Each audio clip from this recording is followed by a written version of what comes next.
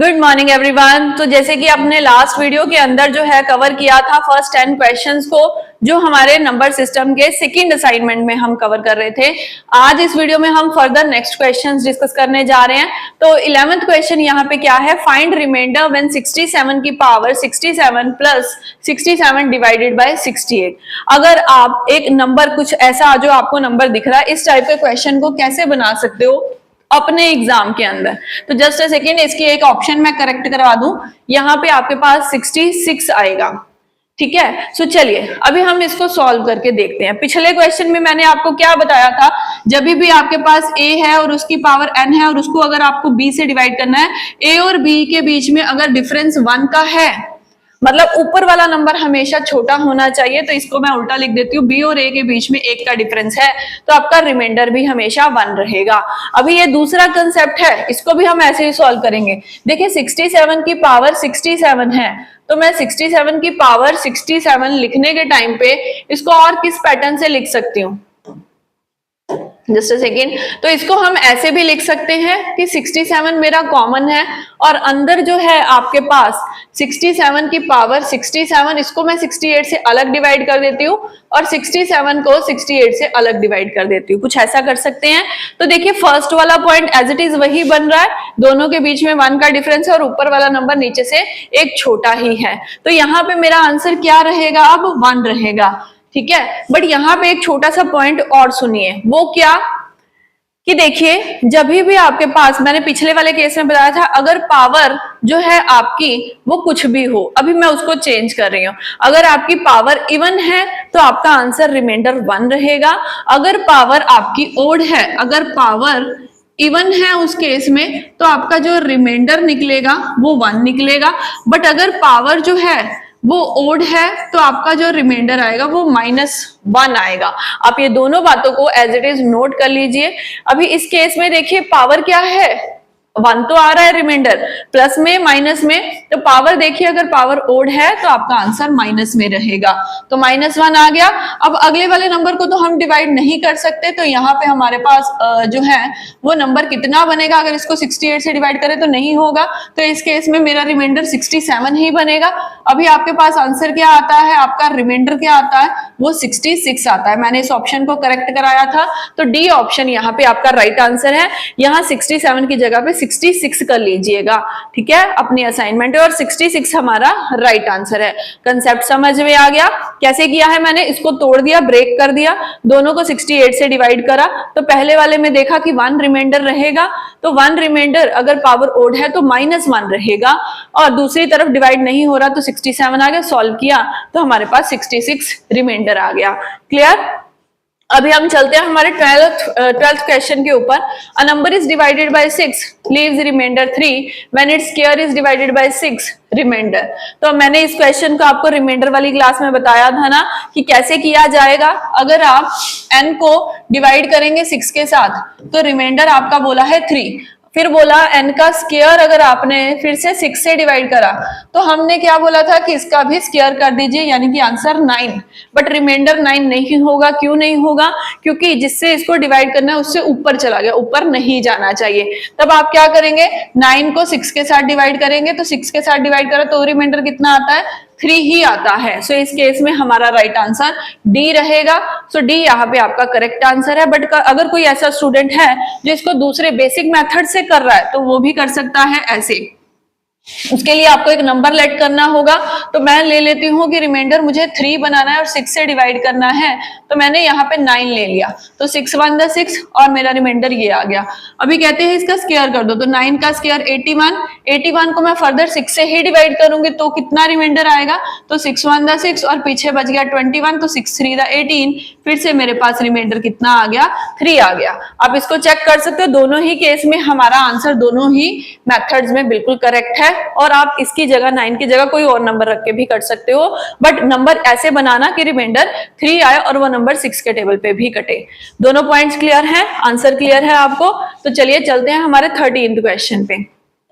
अब यहाँ पे क्या बोलते हैं, a number when divided successively by 4 and 5 leaves remainder 1 and 4 respectively when it successively divide by 4 and 5 and 4 पहले उस नंबर को 4 और फिर 5 से डिवाइड कर रहे हैं तो रिमाइंडर 1 और 4 आ रहा है। बट अगर उसी नंबर को हम फिर से पहले 5 से डिवाइड करें फिर 4 से करें तो हमारा जो है रिमाइंडर इस केस में कितना रहेगा वो आपको फाइंड आउट करना है। तो इस क्वेश्चन को हम कैसे बनाएंगे, तो देखिए आपके पास वो नंबर है x, अगर उस नंबर को मैं पहले 4 से डिवाइड कर दूं तो मेरे पास जो रिमाइंडर आता है वो कितना आता है, वो आता है 1 आता है ना, ये लिखा हुआ है रिमाइंडर 1 आता है। सो इस केस में आप कैसे बनाएंगे, आपको वो नंबर जो होगा वो खुद बनाना रहेगा इस केस के अंदर। तो वो आप कैसे बनाएंगे, यही यहाँ पे सबसे पहला सबसे बड़ा जो है वो पॉइंट रहेगा। ठीक है, तो कोई भी नंबर आप यहाँ पे लेट करके नहीं कर सकते क्योंकि इनमें 2 नंबर से आपको सक्सेसिवली जो है वो डिवाइड करना रहेगा। सो यहाँ पे आप जो है नंबर खुद बनाइए कि वो नंबर कितना बन सकता है। ठीक है, तो दूसरी बार उन्होंने क्या कहा, 5 से अगर उस नंबर को आप डिवाइड करेंगे उसी सेम नंबर को जो है x यहाँ पे भी, तो नहीं यहाँ पे वो नंबर x नहीं होगा। एक बार रुकिए, इस क्वेश्चन को उन्होंने बोला है कि पहले उसको 4 से डिवाइड कर दीजिए, फिर उसके बाद जो आंसर आएगा, जो यहाँ पे पॉइंट आएगा, सपोज करो मैंने यहाँ पे z लिख दिया, फिर उसको z से डिवाइड करेंगे तो हमारे पास जो रिमाइंडर आएगा वो 4 आएगा। अभी ये वाला केस आप बना सकते हो, यहाँ से z की वैल्यू आप लेट कर सकते हो। तो कैसे लेट करें, तो हम अगर यहाँ पे लिख दे कि 5 को अगर मैं 9 से डिवाइड करूं तो 5 1 द 5, रिमाइंडर आपके पास 4 आ गया। तो मेरी z की वैल्यू इस केस में कितनी आई है, मैंने जो लेट करी है 9। तो अगर ऐसा क्वेश्चन आए आप पहली वाली नहीं, आप दूसरी वाली ऑप्शन में डिविडेंड को लेट कर सकते हैं। तो z की वैल्यू अगर 9 है तो यहाँ पे भी 9 अप्लाई कर दे अब z की जगह पे, तो z की जगह पे मैंने 9 अप्लाई कर दिया। अभी यहाँ पे हम क्या लगाएंगे, q into D plus R लगाएंगे जिससे हमारा डिविडेंड सॉल्व होगा। तो q कितना है 9, d कितना है यहाँ पे 4, रिमाइंडर कितना है 1। तो नंबर कितना बना, x की प्लेस पे हम लिख सकते हैं कि नंबर बन गया हमारा 37, है ना। मैंने q into D plus R concept use किया और मेरे पास नंबर बन गया 37 डिविडेंड मेरा। राइट, क्लियर है। तो पहला स्टेप तो इसमें ऐसे रहेगा। अभी देखिए उन्होंने क्या बोला था, इसी सेम नंबर को 37 को ही अगर आप पहले जो है डिवाइड करते हैं 5 के साथ, फिर उसके बाद में 4 के साथ, तो 37 के साथ डिवाइड करेंगे तो 5 7 दा 35, रिमाइंडर आपका कितना आ गया, तो 2 आ गया इस केस में। ठीक है, तो अभी आपको क्या करना है, when it successively divided by 5 and then 4, तो जहां पे जो नंबर आया आपको उसको डिवाइड करना है अभी 4 के साथ। तो 4 के साथ जब डिवाइड किया इसको तो 4 1 दा 4 और रिमाइंडर आपका कितना आया 3। तो पहले आपने उसको किससे डिवाइड करा, तो पहले आपने उसको डिवाइड करा 5 के साथ, तो रिमाइंडर आया 2। बट उन्होंने बोला पहले 5 के साथ डिवाइड कर दो, फिर जो नंबर बनेगा क्वेश्चन बनेगा उसको फर्दर 4 से डिवाइड करेंगे। सक्सेसिवली डिवाइड का मतलब ये है यहाँ पे। तो हमारे पास रिमाइंडर कितना आएगा, तो जो रिमाइंडर आएगा वो आपका आंसर है। सो इस केस में हमारा आंसर ऑप्शन बी रहेगा। इस क्वेश्चन को आप 2 बारी देख लीजिएगा, आपको कंसेप्ट क्लियर हो जाएगा। यहाँ पे जो आप लेट करेंगे वो करेंगे पहले वाले केस से नहीं, दूसरे वाले केस से आप लेट करके पहले वाला केस बनाएंगे, फिर फर्दर जो उन्होंने बोला है उसके अकॉर्डिंग काम करेंगे। तो ऐसा क्वेश्चन ऐसे बनेगा। ठीक है, 13th क्वेश्चन हमारा हो गया। आगे चलते हैं हम 14th क्वेश्चन पे। Which of the following will completely divide. तो यहाँ पे थोड़ी सी मेरे को लगता है टाइपिंग एरर है, मैं बताती हूँ ये क्वेश्चन क्या है आपके पास। ओके, सो यहाँ पे जो क्वेश्चन है आपका वो है which of the following will completely divide.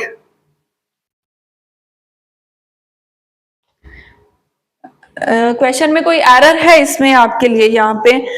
एक मिनट, 14th क्वेश्चन है ना ये आपका जी। तो ये क्वेश्चन कंप्लीट नहीं है, ये क्वेश्चन कंप्लीट नहीं है। मैं इसको कंप्लीट करके एक छोटी सी वीडियो बनाऊंगी जिसके अंदर इस क्वेश्चन को एक्सप्लेन किया जाएगा। अभी इसमें टाइपिंग एरर है तो इसको छोड़ना पड़ेगा 14th क्वेश्चन को। नेक्स्ट क्वेश्चन में क्या है, which of the following numbers will completely divided. अब आपको बताना है कि अगर आपके पास कुछ ऐसा नंबर है कि 5 की पावर 15, 51, 5 की पावर 52 एंड 5 की पावर 53, तो ये नंबर को कंप्लीटली कौन सा नंबर इनमें से ऑप्शन में से डिवाइड करेगा। अभी देखिए इस क्वेश्चन को हम कैसे बनाएंगे। तो 5 की पावर 51 है, 5 की पावर 52 है और 5 की पावर 53 है, प्लस लगा हुआ है बीच में, मतलब इन नंबर्स को सॉल्व कर लीजिए इतनी इतनी बार जितनी पावर है, फिर जो नंबर आपके पास टोटल होके आएगा वो इनमें से किन के साथ डिवाइड हो सकता है। तो इस केस में आप क्या करेंगे, आप कॉमन कर लीजिए। 5 की पावर 51 हम कॉमन कर सकते हैं, तो यहाँ अंदर आपके पास क्या बचेगा, यहाँ पहली वाली में आपके पास 5 की पावर 0 बच जाएगी क्योंकि 51 कॉमन आ गई ना पावर। नेक्स्ट में 5 की पावर 1 हो जाएगी, फिर 5 की पावर आपकी 2 कॉमन हो जाएगी। हमें ये सॉल्व करना है। तो यहाँ पे सॉल्व करने पे आपके पास पहला 1 आएगा, फिर 5 आएगा और फिर 25 आएगा। अभी देखिए इन सबको जब आपने सॉल्व किया तो आपके पास नंबर बनता है 31। नंबर 31 बन गया। अब आपको ये चेक करना है कि इस नंबर को किसके साथ डिवाइड किया जाए। तो आप ऑप्शन की तरफ देखिए, आपको ये पावर वाला कंसेप्ट नहीं देखना, उसके अलावा जो नंबर है आपके पास अगर वो एग्जैक्टली आपको ऑप्शन में मिल जाता है तो वो आपका आंसर है। अगर वो नहीं मिलता तो उसका अदर नंबर यानी कि उसका अगला फैक्टर जो है वो आपका आंसर हो जाएगा, वो आपको ऑप्शन में मिल जाएगा। सो यहाँ तो हमें एग्जैक्टली आंसर मिल गया, तो 31 यहाँ पे आपका करेक्ट आंसर रहेगा। ठीक है, तो अगला क्वेश्चन जो आपके लिए है, which one of the following is a common factor of 47 की पावर 43 प्लस 43 की पावर 43 एंड 47 की पावर 47 एंड 43 की पावर 47। तो इस केस में आपके पास जो नंबर्स हैं, नंबर्स बेस में घूम रहे हैं, जैसे 47 और 43, यहाँ पे भी 47 और 43 है, यहाँ पावर कॉमन है और यहाँ भी पावर कॉमन है। सो ऐसे केस को आप कैसे बनाएंगे ये मैं आपके लिए होमवर्क में छोड़ रही हूँ। आप इस क्वेश्चन को अटेम्प्ट कीजिए और अगली वीडियो में हम इसका सॉल्यूशन देखेंगे। तब तक ये आपके लिए रहा, आप होमवर्क करके इस क्वेश्चन को रखना। 17th क्वेश्चन में क्या है, आपके पास जो ऑप्शंस हैं ये कंप्लीटली किस 99 से कौन सी वाली ऑप्शन जो है पूरी पूरी डिवाइड हो जाएगी। तो यहाँ आपको ऑप्शन के ऊपर डिविजिबिलिटी रूल लगाना रहेगा। 99 को कैसे ब्रेक करेंगे, 11 इंटू 9, तो वो नंबर जो 11 के साथ भी कटे और 9 के साथ भी कटे। 9 का डिविजिबिलिटी रूल क्या है, sum of all digits to be divide by 9, और 11 का डिविजिबिलिटी रूल आपको पता है, ऑल्टरनेट में सबको ऐड करना, उनका डिफरेंस जो है वो 11 से कटना चाहिए। नेक्स्ट नंबर में आपसे पूछा है इनमें से कौन सी ऑप्शन 45 के साथ डिवाइड होगी।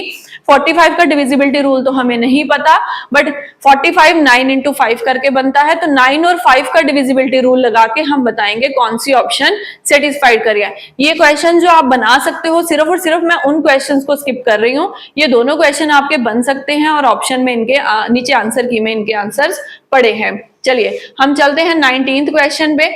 All natural numbers and zero are called.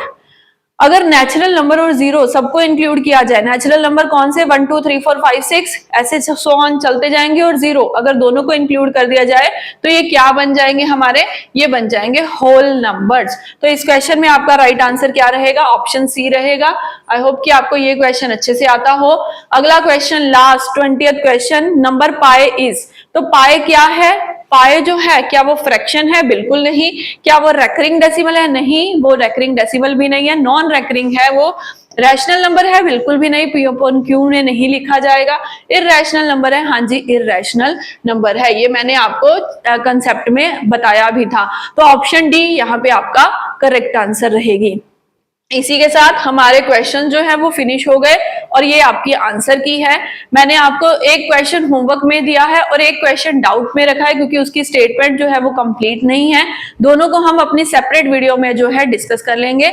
इसी के साथ हमारी असाइनमेंट फिनिश हो गई है। जो करेक्शन है वो आपको नेक्स्ट वीडियो में मिल जाएगी, छोटी सी वीडियो के अंदर। ठीक है, ओके क्लास, तो इसको प्रैक्टिस करिए। Till then thank you.